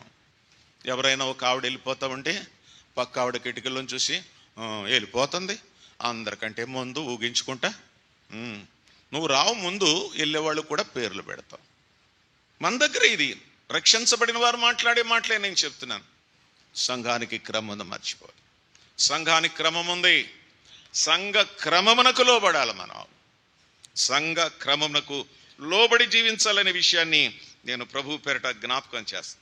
ఆయన తినొద్దని చెప్పాడు, ఆయన తప్పేమీ లేదు. తినొద్దని చెప్పిన పండు తిన్నారు. ఆది తల్లిదండ్రులు తప్పు చేశారు, అక్రమం చేశారు, క్రమాన్ని వారు పాటించలేదు. మన సంగతి కూడా అంతే. ఆయన బయటికి గెంటి అగ్ని జ్వాలలు కలిగినటువంటి ఖడ్గాను పెడతాడు, మళ్ళీ రాకుండా అని చెప్పి ఆదామవల గురించి మనం చదువుతున్నాం. మనకు కూడా అంతే. చూస్తాడు కనిపెడతాడు. ఏం చేస్తాడో తెలుసా? క్రమం లేకపోతే అక్రమము చేయవారలారా, మీరెవరో నేను ఎరగను, పొండి అని చెప్పేటువంటి మాట మనం అనిపించుకోకుండానట్లుగా మనం ఏం చేయాలంటే క్రమాన్ని పాటించాలి. కొన్నిసార్లు మాలాంటి వాళ్ళు పెద్దోళ్ళు అందరూ కూడా సంఘంలో క్రమం చెప్తారు. మేము పొరుగురు నుంచి వచ్చాం, మాకేం భయం లేదు, అసలు భయం లేదు. స్థానిక సంఘంలో కూడా మేము భయపడం. వాక్యం చెప్పడానికి భయపడడం ఎందుకు? సత్యమే చెప్తాం అంతే. ఇలా చెయ్యాలని చెప్తాం. అర్థమైందా? ఖచ్చితంగా మీరు ఎలా చేయాలని చెప్తాం. కొంతమంది స్థానిక సంఘంలో ఎవరైనా ఏదన్నా చెప్తే ఎంత కోపమో. ఈయన వచ్చాడంటే ఇలాగా చెప్తాడు, ముసుకేసుకోండి అంటాడు, లేకపోతే ఇంకోటి అంటాడు. అన్నీ పొరపాట్లే. A corrector is always an enemy. సరి చేసేవాడు ఎలా కనపడతాడంటే సంఘానికి ఎనిమిలా కనపడతాడు, శత్రువులకు కనపడతాడు అనమాట. ఈ సంగతులు ఎందుకంటే వాక్యం చెప్పక, వాక్యంలో లేని సంగతులు అవి ఉన్న సంగతులే కదా. అందుచేత మనకి ఏం కావాలంటే క్రమం కావాలి. రావడంలో క్రమం, వెళ్ళడంలో క్రమం, కూర్చోవడంలో క్రమం, తీసుకోవడంలో క్రమం, అన్ని విషయాల్లో కూడా విశ్వాసులు అనబడిన మనకే క్రమం లేకపోతే బయట వాళ్ళకి ఏం చెప్తాం? క్రమము కలిగిన వారు. తోటలో క్రమమును ఏర్పరిచిన వాడు సంఘములో క్రమాన్ని ఆయనే ఏర్పరిచాడు. కొన్ని క్రమాలు నేను మీకు జ్ఞాపకం చేస్తాను. రండి, నిర్గమాకాండ గ్రంథం 40వ అధ్యాయం 4వ వచనం చదువుదామా. నిర్గమాకాండ గ్రంథం 40వ అధ్యాయం. చాలా చక్కని విషయాలు అక్కడ చెప్పాడు. అదంతా నేను చదవడం లేదు, కానీ అందులోంచి ఒక ముక్క నేను తీస్తాను. ఏమన్నాడంటే ఇలా చెప్పాడు అనమాట. బల్ల క్రమం అన్నాడు అక్కడ, లేక రొట్టెల క్రమం అన్నాడు. 44, 40, 23 కూడా ఆ రెండు ఒకటే. ఒకటి బల్ల క్రమం అన్నాడు, అదే రొట్టెల క్రమం. కనుక ఎలా తీసుకోవాలి, ఎలాగ దాన్ని మనం ఆచరించాలి, ఎలాగున దాన్ని మనం పాటించాలి ఎప్పుడో చెప్పేశాడు ఇశ్రాయేల్. దాన్ని బల్ల క్రమం లేక రొట్టెల క్రమం, ఆర్డర్లీ టేబుల్ అంటారు. దేవుడు మన సంఘాలకు ఇచ్చిన గొప్ప ఆధిక్యత. నేను చాలాసార్లు చెప్తాను, వెళ్ళిన చోటెల్లా చెప్తాను అన్నమాట. ఏమండి, ప్రపంచానికి ఎవ్వరికి తెలియని సత్యం మన సంఘాలకు ప్రభువు నేర్పించాడు. మీకు తెలుసా? జాన్ నెల్సన్ డార్బీ, హచింగ్స్టన్, క్రోనిన్, వీళ్ళంతా మన సంఘానికి పునాదులు వేసిన వాళ్ళు అనమాట. 1834, 1836, 1836, 34 ఆ ప్రాంతంలో చరిత్ర. ప్రపంచంలో ఎవరికీ తెలియదు. ఏంటి బల్లంటే ఎవరికో తెలియదు. అప్పటికి మెథడిస్ట్ ఉన్నాయి, ఏ సంఘాలు ఉన్నాయి. ఆరాధన అంటే తెలియదు ఎవరికని. ఆరాధన అంటే పాటలు పాడుకోవడం వెళ్ళిపోవడం అనుకున్నారు. బల్ల క్రమం తెలియదు. రెండో సంగతి చెప్పిన, రెండవ రాకడ కూడా తెలియదు. నేను చాలా ధైర్యంగా చెప్తున్నాను, రెండవ రాకడ ఎవరికి తెలియదండి ప్రపంచంలో. మొట్టమొదట బ్రదర్ అండ్ మిషనరీస్ వాక్యాన్ని చదివి మనకు తప్పనిసరిగా ప్రభు బల్ల ఉండాలని నేర్పించిన మనల్ని చూసి అందరు నేర్చుకున్నారు. అందుకే నాకు చాలా బడాయి ఎక్కువ అన్నమాట. ఎందుకని మన దగ్గర నుంచి నేర్చుకున్నారు. మనం మార్గదర్శులుగా ఉన్నాం. మీరు చరిత్ర చదవాలి, అడ్డతేడాలుగా వాదించకూడదు. మొట్టమొదటిగా దైవ సేవకులైన వారు ప్రార్థన చేసి బల్ల అనేది తప్పనిసరిగా ఉండాలని చెప్పారు. అక్కడి నుంచి వచ్చిన క్రమమే జార్జ్ ముల్లర్ వంశీయులు, ఆనాటి జేఎన్ డార్బీ, వీళ్ళందరూ నేర్పిన క్రమమే ఈ రోజున మనం కూడా పాటిస్తున్నాం. ఎంత గొప్ప ఆధిక్యత మనకి. కొంతమందికి నెలకోసారి, కొంతమందికి 2 నెలలకోసారి, కొంతమందికి పాస్టర్ గారు వచ్చినప్పుడు ఒకసారి. పేరు కూడా చెప్పనా, ఏం భయపడకుండా. ఎల్ఈఎఫ్ వాళ్ళకి డిసెంబర్ 31వ తారీఖు ఒక్కరోజే బల్ల ఉంటుంది, మిగతా ఎప్పుడు ఉండదు. మరి ఈ తెలివి ఏమైందో. నేను వచ్చే వరకు ప్రతి ఆదివారమున అపోస్తుల కార్యాలు 27 ఆదివారమున మేము రొట్టె విరుచుటకు కూడినప్పుడు బైబిల్లో ఉంటే, what is this non sense? ఎప్పుడో ఎక్కడో ఎవరో ఎలా కుదురుతుంది? అది క్రమమైనటువంటి సంగత కాదు. దేవుడు మనకి క్రమాన్ని నేర్పించాడు. 2 క్రమాలు. రెండవ రాకడ మనోళ్ళే అన్నీ చదివి ప్రపంచానికి చెప్పారు. బల్ల ఉండాలనే క్రమాన్ని కూడా వాళ్ళే చెప్పారు. వాళ్ళ చరిత్రలు చదవాలి మనం. అందుచేత నేను చెప్పేది ఏంటంటే రొట్టెల క్రమం లేక బల్ల క్రమం. బల్ల క్రమం అర్థమైందా? ఇది మనకు తప్పనిసరిగా దేవుడు ఏర్పరిచిన క్రమం అని చెప్పి నేను మొదటిగా జ్ఞాపకం చేస్తాను. రొట్టె క్రమం, బల్ల క్రమం. నెంబర్ 2 క్రమాల్లో 2-3 చెప్తాను. ఇంకోటి చూద్దామా? దేవుని యొక్క వాక్యం ఏం చెప్తుందో.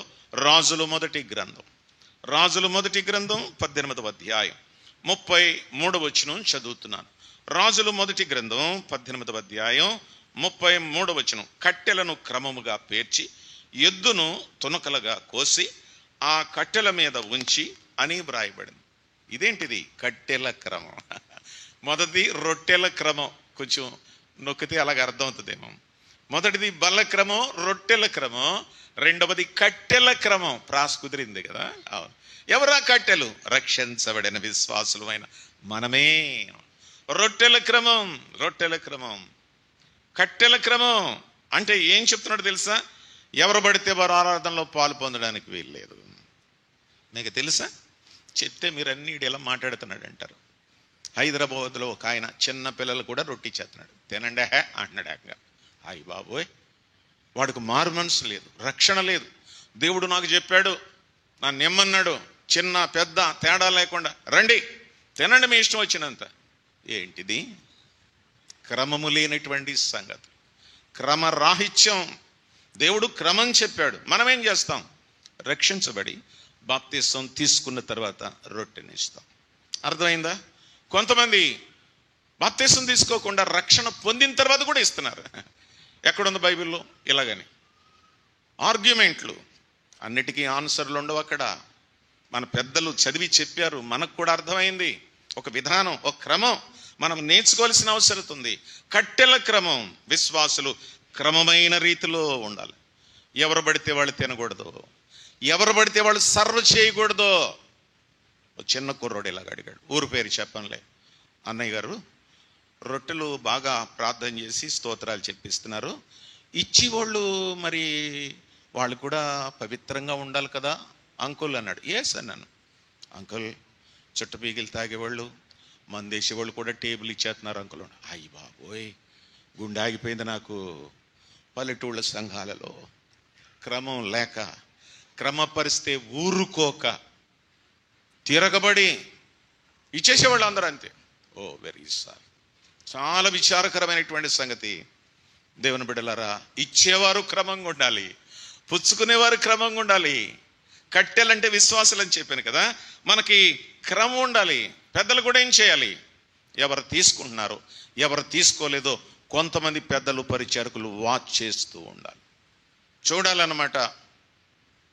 వెనకాల నుంచి ఒకరు, ముందు నుంచి ఒకరు, స్త్రీల వైపు నుంచి వెనకాల నుంచి ఒకరు, ముందు నుంచి ఒకరు రొట్టె అందిస్తూ ఉంటుండగా, పాత్ర సర్వ్ చేస్తుంటుండగా అనుభవులైనటువంటి పెద్దవారు జాగ్రత్తగా ఎవరు తీసుకున్నారు ఎవరు తీసుకోలేదో జాగ్రత్తగా పరిశీలన చేయాలి.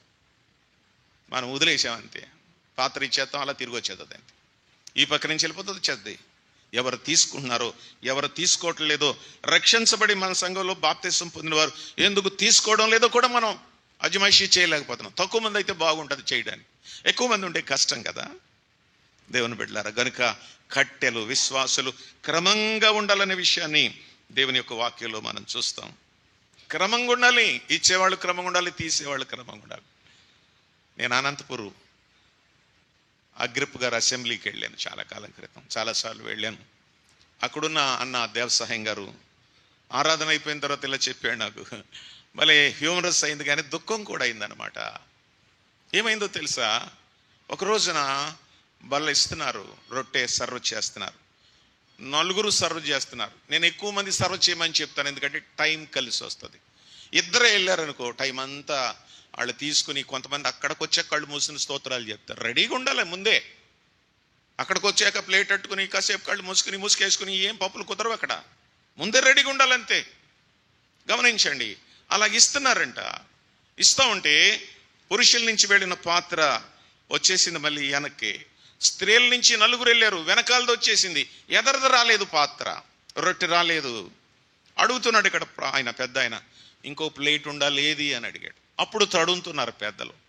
తడుముతా ఉంటే ఒక సహోదరి దగ్గర ప్లేట్ అక్కడే ఉండిపోయింది. అడిగాడు ఒక ఆయన, ఏదమ్మా ప్లేట్ అంటే, ఇదిగోండి అంటుంది. ఖాళీ ప్లేట్ ఉంది, రొట్టెంతా తినేసిందామా. అయ్య బాబోయ్, రొట్టెంతా తినేసిందామా. ఆయన కోపం వచ్చింది. పాస్టర్ గారిని కేకేసి, అమ్మ ఆమె ఎవరో కొత్త ఆవిడ వచ్చింది, రొట్టెంతా తినేసింది, మేము 2 శరణాలు పడతాం, లోపలికి వెళ్ళి రొట్టె వేసుకురని చెప్పి ఆమెతో అన్నాడు. ఏంటమ్మా, తెలియకపోతే మానేయాలి, పక్కోళ్ళని చూసి నేర్చుకోవాలి కదా. రొట్టెంతా తినేసేవేంటమ్మా అంటే, అవందంట, నా పాపాలకు ఒక్క రొట్టె కాదండి 10 రొట్టెలు తిన్నా నా పాపాలు పోవద్దన్నట్టు. అంటే పాపాలు పోవడానికి రొట్టె తింటున్నారా, పాపాలు పోయిన వాడు తింటున్నారా? మనం కూడా ఆలోచించాలి. పాపాలు పోయిన వాళ్ళు తినాలి, రక్షించబడిన వారు తినాలి. మనకేం జరుగుతుందంటే కొంచెం అక్కడక్కడ తేడాలు కనపడతాయి. మీరెవరైనా ప్రభు బలకు దూరంగా ఉంటే మరలా వచ్చినప్పుడు దేవుని సేవకులకు చెప్పాలి, అయ్యగారు నేను కిమ్స్ హాస్పిటల్లో ఉన్నాను, లేకపోతే నిమ్స్ హాస్పిటల్లో ఉన్నాను, 5 నెలల నుంచి అక్కడే ఉన్నాను, నాకు రొట్టె లేదు, ఆరాధన లేదు, ఏదో వ్యక్తిగతంగా నేను ఉన్నాను కానీ నాకు అంత సంతోషం లేదు. సంఘంతో కలిసి కార్పొరేట్ వర్షిప్ అందరితో కలిసి ఆరాధించాలని నాకు ఆశ ఉంది కనుక నన్ను దయతో క్షమించి రొట్టె తీసుకోవడానికి నాకు మీరు అవకాశం కల్పించండి అని అంటే పెద్ద ఆయన అన్నాడు, అక్కడే నిలబడి చిన్న మాట చెప్పమ్మా అన్నాడు. ఆమె ఇలా చెప్పింది, 5 నెలలు నేను హైదరాబాద్లో హాస్పిటల్లో ఉన్నాను, నాకు ఆరాధన లేదు, నేను ఇప్పటి వరకు 5 నెలలు కూడా ప్రభు బలకు దూరంగా ఉన్నాను, నేను ఎంతో కోల్పోయాను, నా బలహీనతను బట్టి ఉన్నాను, పెద్దల్ని క్షమాపణ కోరుతున్నాను, నాకు రొట్టె ఇప్పించండి. ఎంత బాగుంది ఈ డిసిప్లిన్, ఎంత బాగుంది. మీరు ఎక్కడికి వెళ్ళినా ఎవరికి చెప్పకుండా తినేస్తారు అంతే. మీరు అయ్యి బాబోయ్ ముదురులు, మేము చెప్పేదేంటి, మేము ఎక్కడోళ్ళమే కదా, ఏదో పని మీద వెళ్ళాం వచ్చాను తినేస్తాం. సారీ టు సే తప్పండి అది. మన పరిస్థితి ఇతరులకి ఆదర్శప్రాయంగా ఉండాలి కదా. రొట్టెలకు క్రమం ఉంది, కట్టెలకు కూడా క్రమం ఉంది, ఇచ్చేవారు కూడా జాగ్రత్త అనాలి. ఏదైనా తోటను నిర్మించింది దేవుడే, ఏదైనా తోటను తడిపింది దేవుడే, ఏదైనా తోటను ఇంకా సమృద్ధిగా తృప్తిగా సమస్తాన్ని కూడా క్రమంలో ఉంచింది కూడా దేవుడే. సంఘానికి కూడా ఈ విషయాలు చాలా అవసరం అని చెప్పి మనం అందరం గుర్తిద్దాం ప్రియుల. నంబర్ 4, 4వ సంగతి, ఇందులో ఇంకొక మాట కూడా నేను జ్ఞాపకం చేయాలి. క్రమము అన్నాను. మనము క్రమమైన సంఘాల్లోంచి వచ్చాం కనుక కాస్తంత ఈ విషయాలు కొంచెం ఎక్కువ నేర్చుకోవడం భావ్యమని భావిస్తున్నాను. దినవృత్తాంతాలు మొదటి గ్రంథం 15వ అధ్యాయం 22వ వచనం. దినవృత్తాంతాలు మొదటి గ్రంథం 15వ అధ్యాయం 22వ వచనం. లేవీలకు అధిపతైన కెనన్య మందసమును మోచెందు గట్టివాడైనందున అతడు మోత క్రమము నేర్పుటకై నియమింపబడెను. ఓహో, రొట్టెల క్రమమే కాదు, కట్టెల క్రమమే కాదు, మోత క్రమము కూడా ఉంది బైబిల్లో. సిస్టర్, బ్రదర్, పెద్దలరా, మోత క్రమం ఉంది. ఇక్కడ ఎవరిని చూసాం? కెనన్య. కెనన్య ఏం చెప్పింది? లేవీలకు అధిపతైన కెనన్య మందసమును మోచియందు గట్టివాడు. ఓ, మందసాన్ని ఎవరు పడతారు మోయకూడదు కదా, ఎవరు పడితే వాళ్ళు ముట్టుకోకూడదు కదా, ఎవరు పడితే వాళ్ళు తాకూడదు కదా. ఆ రోజులు ఎంత కఠినమైన నిబంధనలు ఉన్నాయి. కెనన్య లేవి వంశానికి చెందినటువంటి వాడు. కెనన్య మందసమును మోచియందు గట్టివాడైనందున అతడు మోత క్రమము నేర్పుటకై నియమించబడెను. ఆయన పెట్టారనమాట, సార్ కొంచెం మీరు మోత చూసుకోండి సార్, మందసం వెళ్ళేటప్పుడు వచ్చేటప్పుడు ఎవరు పడితే ముట్టుకోకూడదు, తాకూడదు, టచ్ చేయకూడదు. అందుచేత మీరేం చేస్తారంటే జాగ్రత్తగా చూడండి. మోత క్రమం మళ్ళీ చెప్పనా, పెద్దలు మోయాలి, సంఘభారం మోయాల్సింది పెద్దలే. పెద్దలు మోయాలి, పరిచారకులు మోయాలి, సంఘస్థులు సహకరించాలి. ఒక్క పెద్దే మోయకూడదు. బైబిల్ అసలు ఆ విషయమే లేదు.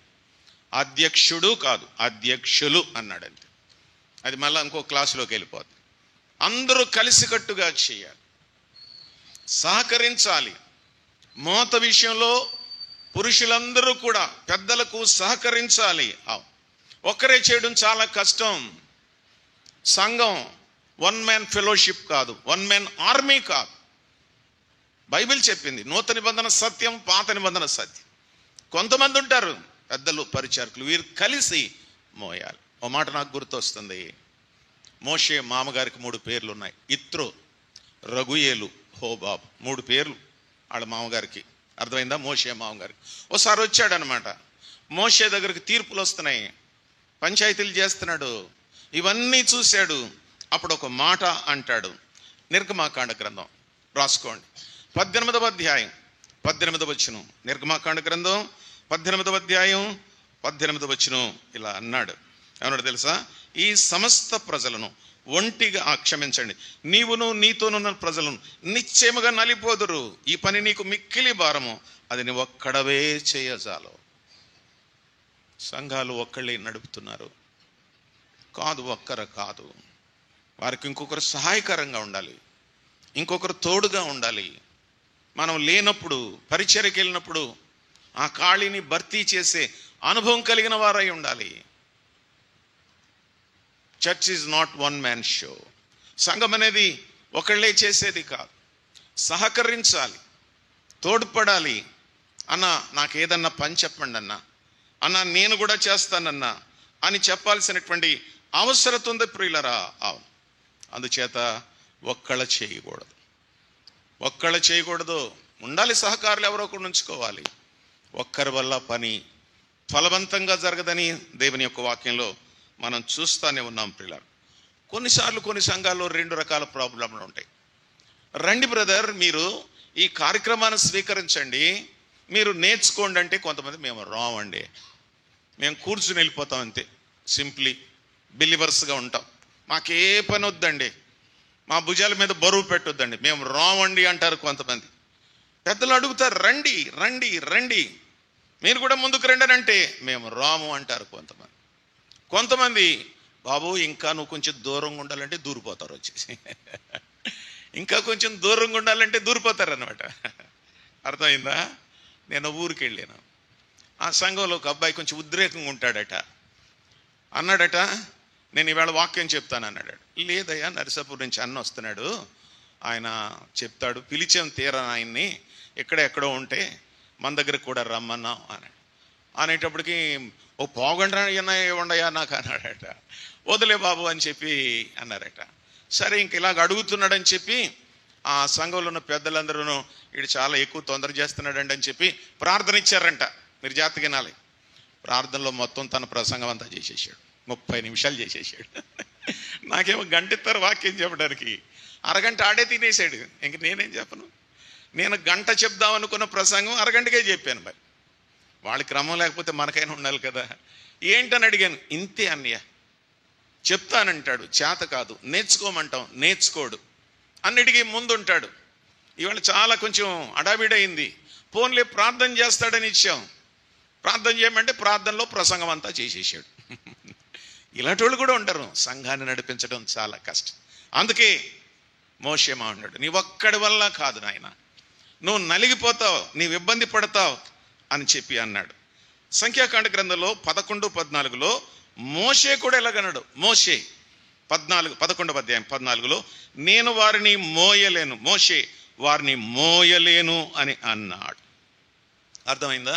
నేను మోయలేను అని అన్నాడు. ప్రియులారా గమనించండి, ఇది సంఘ క్రమం, సంఘ సత్యం ఇది.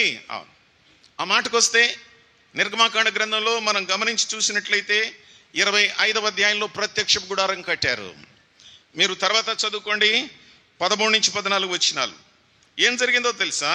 ఇలా చెప్పబడింది, తుమ్మకర్రతో మోతకర్రలను చేసి వాటికి బంగారు రేకులను పొదిగి వాటితో ఆ మందసమును మోయిటకు ఆ ప్రక్కల మీద ఉంగరములలో ఆ మోతకర్రలను దోర్చవలెను. అర్థమైందా? రంధ్రాలు చేశారు. హలో, ఇలా చూడండి, ఈ టేబుల్ అనుకోండి, ఇక్కడ ఒక రింగ్ పెట్టారు, 4 పక్కల 4 రింగ్స్ పెట్టారు, మోతకర్రలు అందులో పెడుతున్నారు. మందసాన్ని ఆ విధంగా వాళ్ళు మోసుకుంటూ వెళతారు. ఎందుకని ప్రభువు చెప్పాడు. ఈ కర్రల సంగతి, ఈ రంధ్రాల సంగతి, ఇవన్నీ కూడా ఆయన ముందే చెప్పాడు కనుక అది అలా చేయడానికి వారు చేశారు. కనుక మనం దీన్ని బట్టి నేర్చుకునేది ఏంటంటే, మందసం మోసినటువంటి కెనన్య గట్టివాడు, మందిరంలో గట్టివారు ఉండాలి. గట్టివారంటే కింగ్ కాంగ్ తారాసింగ్ వాళ్ళు కాదు, వాళ్ళు అద్దరు మనకు. వాక్యం ఎరిగినటువంటి వారు, క్రమం ఎరిగినటువంటి వారు, సంఘ క్రమం ఎరిగినటువంటి వారు, వాక్య సత్యం ఎరిగినటువంటి వారు గట్టివారు ఉండవలెను. కొందరికి క్రమం తెలీదు, కొందరికి క్రమం తెలిసిన పాటించరు. Very sorry. కొంతమందికి తెలియదు అసలు. హైదరాబాద్లో ఎలా చేస్తారు సార్, ఢిల్లీలో ఎలా చేస్తారు సార్, మేము అక్కడ ఇన్ని సంవత్సరాలు ఉన్నాం సార్, పలానా చర్చికి వెళ్ళాము సార్, ఎంత బాగుంటుందో తెలుసు సార్, అందరూ నిలబడతారు సార్, చేతులు ఎత్తుతారు సార్, ఆరాధన చేస్తారు సార్, స్టెప్ వేస్తారు సార్, నడలుపుతారు సార్, మేము అక్కడ చూసి వచ్చాము సార్. ఏంటి చూసింది నువ్వు? క్రమం లేని సంఘాలు. నేను యూఏకి 2 సార్లు వెళ్ళాను. మా పిల్లలు ఉన్నారు అక్కడ, వాళ్ళు ఒకసారి పిలిచారు, ఒకసారి ఎవరో మీటింగ్లు పిలిచారు. 15 మంది ఒక సంఘం అన్నమాట, 15-20 అంతే. చాలామంది వెళ్ళారులే, నేను వెళ్ళారని చెప్పడానికి కాదు. నాకు దేవుడు ఎంత మేలు చేశాడంటే, అక్కడ ఉన్న మన సంఘానికి 7 సార్లు పిలిచారు నెల రోజుల్లో. మధ్యలో కొంతమంది కూడా పిలిచారు, వాక్యం చెప్పడానికి వెళ్ళాం అక్కడికి. నేనే కాదు, ఇక్కడి నుంచి ఎవరు వెళ్ళినా వెళ్తారు అక్కడికి. మీరు అక్కడికి ఎందుకు వెళ్ళారు అని అడగండి, అందరు వెళ్తారు. మీరు పేర్లు అడిగితే కూడా చెప్పేస్తాను ఎక్కడి నుంచి వెళ్ళిన వాళ్ళు అక్కడికి వెళ్ళారు. నేను ఎందుకు చెప్తున్నానంటే అసలు క్రమమే లేదు అక్కడ, సంఘ క్రమమే తెలీదు. ఎలా పడితే అలాగా ప్రభు దాన్ని అంగీకరించు. రొట్టెలకు క్రమం ఉంది, కట్టెల క్రమం ఉంది. ఈ కట్టెలు మోసేవాళ్ళు కెనన్యా చాలా గొప్పవాడని జ్ఞాపకం చేస్తున్నాను. మిగతా విషయాలు మరలా నేను తర్వాత చెప్తాను. ఇంకొక 1-2 మాటలు అలాగని నేను కూర్చుంటాను, టైం అవుతున్నట్టు. గమనించండి, ఇంకో క్రమాన్ని మీకు జ్ఞాపకం చేస్తాను. తిప్పండి అందరూ. లూకా సువార్త 1వ అధ్యాయం 8వ వచనం చూద్దాం. Gospel according to Luke chapter 1 verse 8. జకర్యా తన తరగతి క్రమం చొప్పున దేవుని ఎదుట యాజక ధర్మం, ఇదేమంటారు? తరగతి క్రమం అంటారు, లేకపోతే యాజక క్రమం అంటారు. హలో, దీన్ని తరగతి క్రమం అంటారు, లేకపోతే యాజక క్రమం అంటారు. ఎవరైనా జకర్యా. యాజకులు ఎన్ని రకాలు, ఎన్ని శాఖలు ఉంటాయి? 23 రకాల లేక 24 రకాలు ఉంటారు యాజకులు. లేవీళ్ళు 24 గుంపులు ఉంటారు. చరిత్ర చెప్తుంది. ఇలా చూడాలి, నా వైపు చూడాలి. ఈ పాయింట్ చాలా ఇంపార్టెంట్, అన్ని ఇంపార్టెంట్. ఏం జరుగుతుంది తెలుసా? ఎప్పుడు వంతు వస్తుందంటే 6 నెలలకోసారి వస్తుంది మందిరంలో మాట్లాడడానికి. 6 నెలలకోసారి యాజక క్రమం జరిగించడానికి ఏం చేస్తారో తెలుసా? 6 నెలలు కనిపెడతారు, ఎప్పుడు వస్తుందా నా వంతు. జకర్యాకు వచ్చింది, అర్థమైందా? లేవి వంశానికి చెందిన యాజకుడైన జకర్యా తన తరగతి క్రమము చొప్పున దేవుని ఎదుట జరిగిస్తూ వచ్చి వంతు వచ్చినప్పుడే చెయ్యాలి. అలాగే మన సంఘాల్లో ఏంటో తెలుసా? బ్రదర్ సాయంకాలం మీటింగ్లో వాక్యం చెప్తారంటే వచ్చేస్తాను బ్రదర్ అంటారు. ప్రతి ఆదివారం వస్తారంటే రారు. ప్రతి ఆదివారం రారు, ఎప్పుడెప్పుడో కనబడతారంటే వాక్యం చెప్పడానికి వస్తారంటే వెంటనే వస్తాను సార్. మరి అంతసేపు చెప్పేవాళ్ళగా ఉండాలనుకుంటాం అంతే. వంతు ప్రకారం నాకెందుకు ఇవ్వడం లేదని అడగకూడదు. మందిరంలో పెద్దలు దానికి ఒక నిర్ణయం చేస్తారు, యాజక క్రమము చొప్పున. జకర్యా తన వంతు వచ్చినప్పుడు, ఇందా చెప్పేశాను, 6 నెలలకు ఒకసారి వాక్యం చెప్పడానికి, మన భాషలో చెప్పాలండి, యాజక ధర్మం జరిగించడానికి ఆయన వచ్చాడనేది మనం చూస్తున్నాం. ప్రియులారా, ఎదురు చూడాలి, ఎప్పుడొస్తుందా నా వంతని, ఎప్పుడొస్తుందా నాకు వాక్యం చెప్పడానికి. ఈలోగా బాగా సిద్ధపడి ఊరగాయ పచ్చళ్ళగా ఉప్పెక్కి వేసి బాగా నానబెట్టి ఆ ప్రసంగం ముందు నువ్వు చేసుకుని, ఇంకా నీకు రాకపోతే రిహార్సల్ వేసుకుని అద్దం ముందు నిలబడి అప్పుడు వచ్చి దేవుని వాక్యం చెప్పాలి, మనం ఆచరించి చెప్పాలి. ఇది యేసు ప్రభు యొక్క విధానం. అపొస్తలుల కార్యాల గ్రంథంలో 1వ అధ్యాయంలో ఆయన చేయుటకును బోధించుటకు, మొదట చేశాడు, తర్వాత బోధించాడు. ఆయన మన రివర్స్ గేర్ కదా. క్రమము చొప్పున వింటున్నారా? జకర్యా ముసలివాడు, నేను పెద్దోడిని, సీనియర్ మోస్ట్ సంఘంలో, నాకు 3 వారాలు ఇవ్వండి, మీరు ఒకటి తీసుకోండి కాదు. వాక్యం బాగా చెప్పేవాళ్ళు వాడుకుంటాం మనం, అర్థమైందా? దేవుడు వాడుకునే వాళ్ళు మనం వాడుకుంటాం. జకర్యా ఇలా చెప్పలేదు, నేను మీ అందరికంటే సీనియర్ మోస్ట్ని, నేను చెప్పినట్టే వినాలి, నేను చెప్పినట్టు మీరు అందరు వినాలయ్యా. మీరు ఎవరు పడితే చెప్తే కుదరదు, అది కూడా కుదరదు. వాక్యం చెప్పినట్టు, పెద్దలు చెప్పినట్టు వారిని రెట్టింపు సన్మానానికి పాత్రులుగా చెప్తాం. దాంతోపాటు ఏం చేయాలంటే సంఘ క్రమానికి మనం లోబడి పని చేయాలి. వంతు వచ్చినప్పుడే పని చేయాలి, అంతేగాని మన వంతు రానప్పుడు మన ఊరికే అందులో కలిసిపోవడానికి ప్రయత్నం చేయాలి. చాలా జాగ్రత్త. సంఘములో దేవుడు తోటలో క్రమాన్ని పెట్టాడు, తినండి తినకూడదని. సంఘములో కూడా క్రమాన్ని పెట్టాడు, ఇది చెయ్యండి ఇది చేయొద్దని. చివరి మాట 2 minutes చూద్దాం రండి. ఇంకొక మాట నేను మీకు జ్ఞాపకం చేస్తాను. దేవుని యొక్క వాక్యం ఇలా చెప్పింది, దాన్ని ఏమన్నాడు తెలుసా? చదువుదాం ఒక మాట. బైబిల్ ఇలా చెప్పింది. దినవృత్తాంతాలు 2వ గ్రంథం 29వ అధ్యాయం 35వ వచనం. 2వ గ్రంథం 29వ అధ్యాయం 35వ వచనం. సమాధాన బలి పశువుల క్రొవ్వును, దహన బలి పశువులను, దహన బలులకు ఏర్పడిన పానార్పణములను సమృద్ధిగా ఉండెను. ఇలాగున యెహోవా మందిర సేవ క్రమముగా జరిగెను. నేను ముగిస్తున్నాను. మందిరం సేవ ఎలా జరగాలి చెప్పండి? క్రమముగా జరగాలి. ఎంత బాగున్నాయి ఈ క్రమాలు. క్రమముగా జరిగాను. దినవృత్తాంతాల గ్రంథాలు. యెహోవా మందిర సేవ సమస్తమును క్రమముగా జరిగెను. Orderly service. దేవుని పని క్రమంగా ఉండాలి. ఇతరులు ఎవ్వరూ కూడా మన మీద నేరారోపణ చేయకుండానట్లుగా మనం జీవించాలనే విషయాన్ని వాక్యం సెలవిస్తుంది. నూతన నిబంధనలో ప్రభు ఏమన్నాడో తెలుసా? కొరింథీయులకు రాయబడిన మొదటి పత్రిక 14:40 ఇలా చెప్పాడు, సమస్తమును మర్యాదగాను క్రమముగాను జరుగునేడు. ఫినిష్ అంతే. ఏ చేసినా సరే, మీరు పానము చేసినను భోజనము చేసిన చెప్పాడు కదా. మందిరం పని ఏదైనా సరే, మన ఇంటి పని అయినా సరే, ఏదైనా సరే క్రమముగా జరగడానికి దేవుడు అనుమతి ఇచ్చాడు. అందుచేత మనం కూడా ఎలా ఉండాలంటే క్రమమైన జీవితం కలిగి ఉండాలి. నేను ముగిస్తున్నాను. 3 తలంపులు మీతో నేను పంచుకున్నాను. 3 తలంపులు పంచుకున్నాను. ఒకటి, తోట నిర్మాణకుడు దేవుడే, సంఘ నిర్మాణకుడు దేవుడే. ఫినిష్, తెలిసిపోయింది. రెండవది, తోటను తడిపినవాడు దేవుడే, సంఘాన్ని తడుపుచున్నవాడు కూడా దేవుడే. అది కూడా అర్థమైపోయింది. నెంబర్ 3, తోటలో క్రమము ఏర్పరిచినవాడు దేవుడే, సంఘములో క్రమమును ఏర్పరిచినవాడు దేవుడు.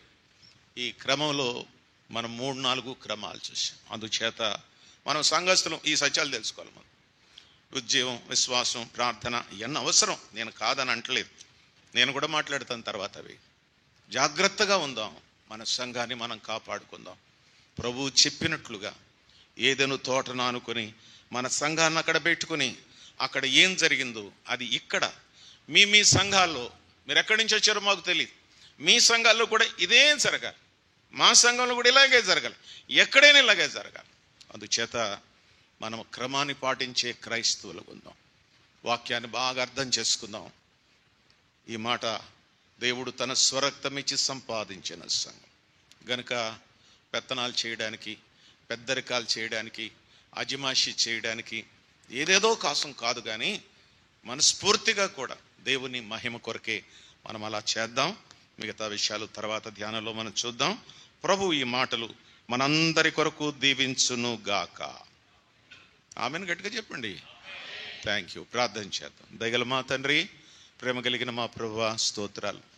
ఒకరిద్దరి దాసుల చేత ఈ ఉదయ కాలంలో మీరు యాకోబు పత్రిక నుంచి మాట్లాడారు.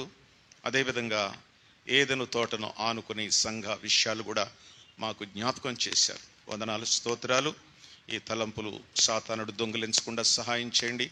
మీ దీన సేవకులపైన మమ్మలను బలపరిచి మీ మహిమ కొరకు, విశ్వాసుల క్షేమం కొరకు, సంఘ క్షేమాభివృద్ధి కొరకు వాడుకొనమని యేసుక్రీస్తు వారి ప్రశస్తమైన నామములో స్తోత్రములు చెల్లిస్తున్నాము తండ్రి. ఆమేన్. Thank you.